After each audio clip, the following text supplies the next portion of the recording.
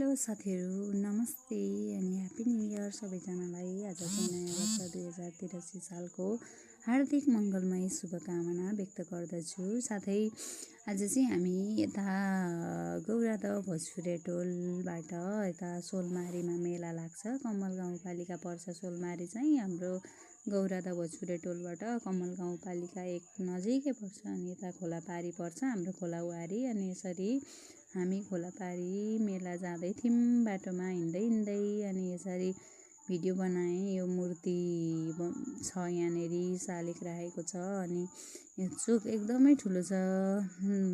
गौरादहको सोलमारी चोक छ। सोलमारी चोकबाट यता अलिकति मास्तिरपट्टि मेला लाग्छ। अनि यसरी हामी जाँदै थियौँ बाटोमा भिडियो बनाउँदै अनि मेलामा पुग्यौँ। त्यस पछाडि भिडियोहरू बनाएर यो सन्थालहरूको चाहिँ कलश यात्रा जस्तो हुँदो रहेछ, उनीहरूको आफ्नो कल्चर अनुसार। अनि त्यस पछाडि यसरी कलश यात्रा भएर यहाँ एउटा मन्दिर रहेछ अनि आफ्नो संस्कार आफ्नो संस्कृति हुन्छ नि त, आफ्नो सबैको आफ्नो रीतिरिवाज हुन्छ। अनि त्यो हेरिसकेर हामी चाहिँ यसरी अब मिठाई किन्न भनेर लाग्यौँ र मिठाई किनिसकेर हामी चाहिँ फर्क्यौँ।